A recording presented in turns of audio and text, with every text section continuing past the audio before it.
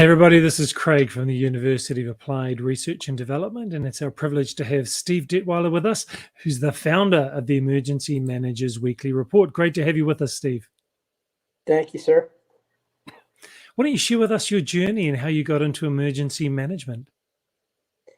I've been in emergency management about 20 years now. I went to St. Vincent College in Latrobe, Pennsylvania, and I did a bachelor's degree in political science. I had been a firefighter before at the college, and I was exposed early on to emergency management at the local level, and it got me interested. So I did an internship with my home county, which was Elk County, Pennsylvania.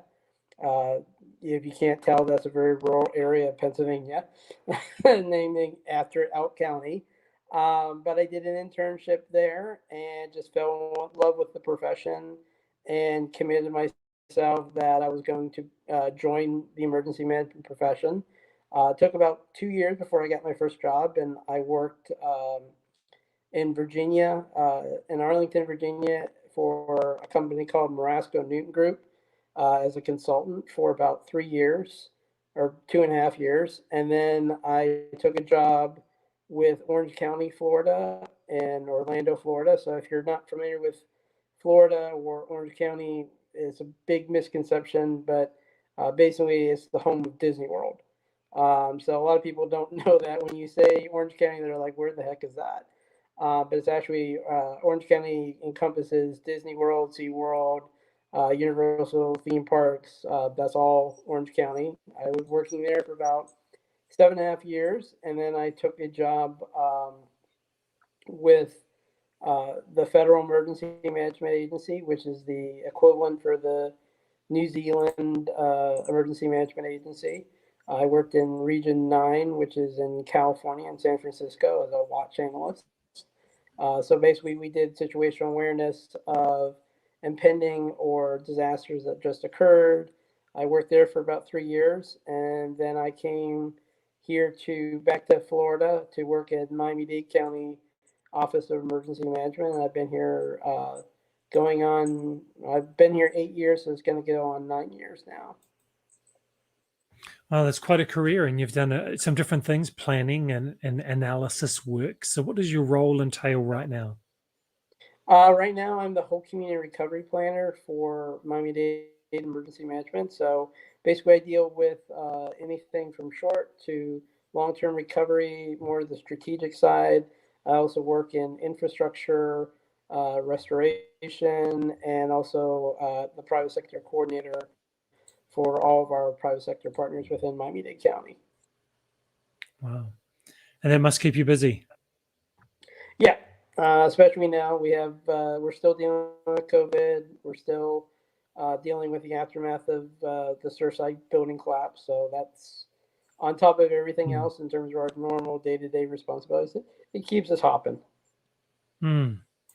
And you also are the founder, and it's been 20 odd years that you've been doing the Emergency Managers Weekly Report.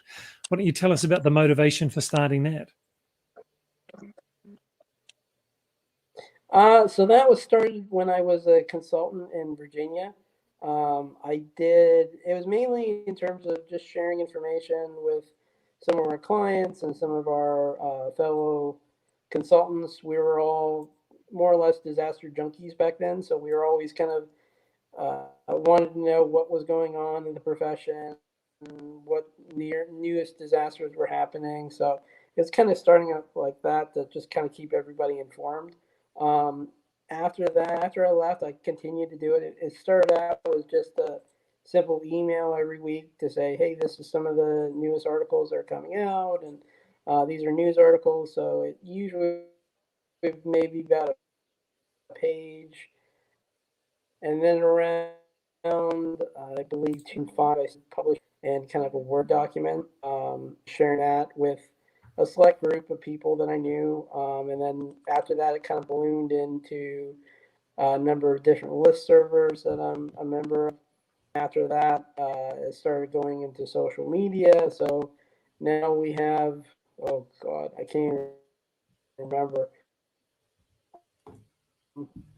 probably around in excess of probably 20,000 people that are on the.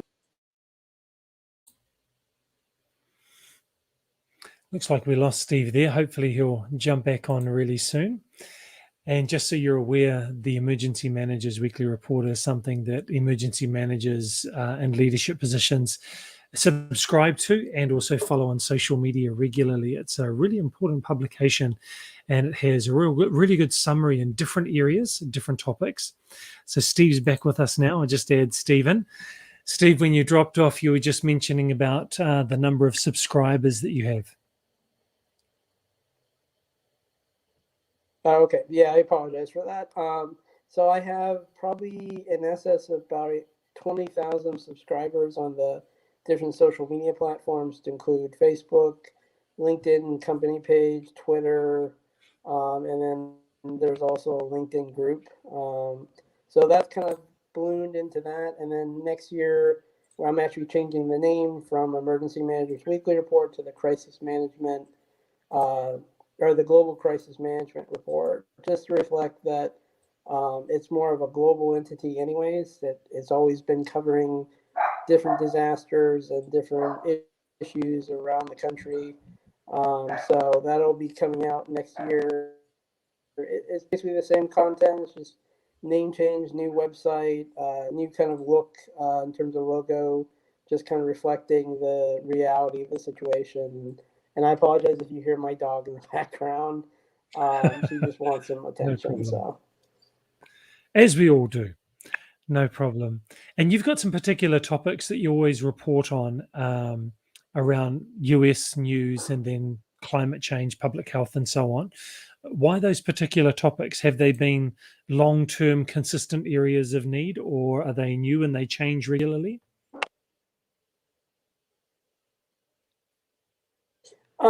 just because I think the one thing with emergency management and the one thing I've learned throughout my profession or my career is that a lot of these issues are interrelated with each other.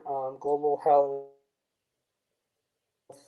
security definitely has an impact on how we respond in terms of building back economic recovery. It's all interrelated.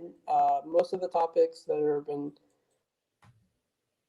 put into the weekly report are all interrelated to emergency management to some degree. Some are separate, some are just issues that I've been always interested in or that I feel that there's not enough attention paid, especially some of these issues that be raised up and more attention needs to be paid, that we need to be better about knowing what's going on around the world, etc. But it's making sure that people are informed. So when I do any kind of articles on there, I do my very best to basically provide articles from news organizations that are more center aligned. They're not too much to the left and too much to the right. They're kind of providing that regular information. So you won't see anything on the weekly report that is really far left or far right in terms of news organizations. I try to take a kind of a middle tone in terms of that. As we've seen in terms of especially this pandemic, misinformation and disinformation has become a systemic problem. So I try to my very best to kind of mitigate that and only include information that is, from reputable news organizations and reputable organizations that share their information, whether or they post it. Right. Steve, the connection is a little bit dodgy at the moment, but I just want to ask one last question to wrap up because of your experience in the industry and your wide reach of knowledge that you have from doing the report every single week. For aspiring emergency managers that wish to get into the field, what are some key learnings or experiences that you'd encourage them to have?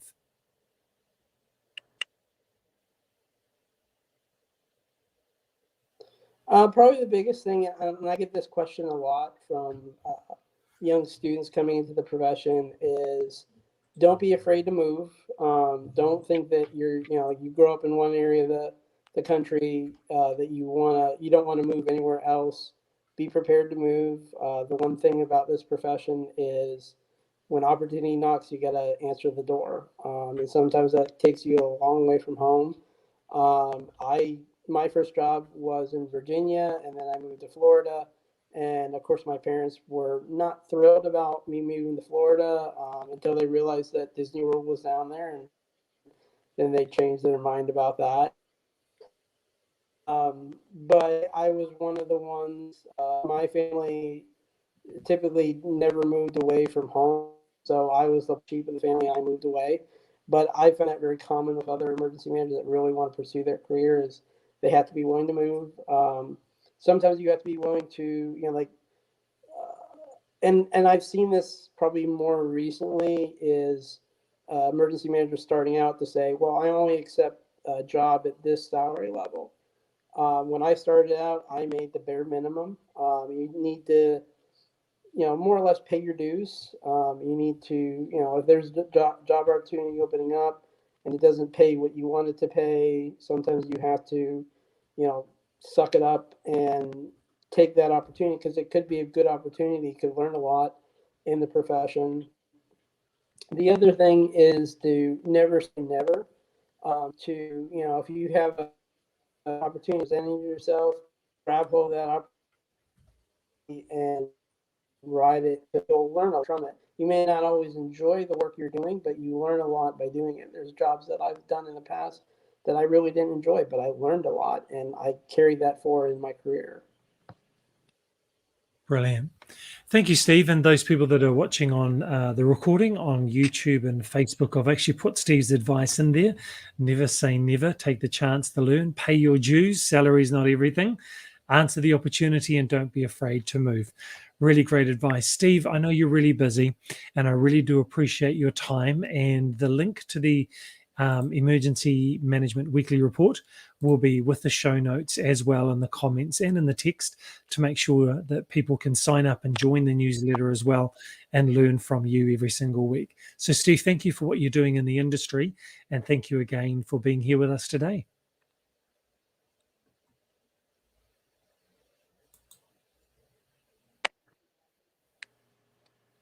Thank you. I appreciate it. Good luck to everybody. And for those of you that are emergency managers, or maybe you're ex-military and you've done a whole lot of training like most emergency managers, you have a big binder full of all the courses and trainings that you've done, and maybe it doesn't equal or equate to a bachelor or a master's degree, and you want to gain that, then UARD.org is the place to go. This is why we were created, to make sure that emergency managers can gain recognition for all of their industry training and experience and gain a bachelor or a master's degree with full recognition of what you've done.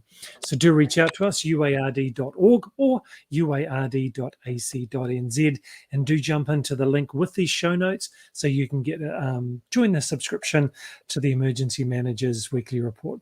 Thanks again, everybody. We'll see you again next time, and thank you, Steve.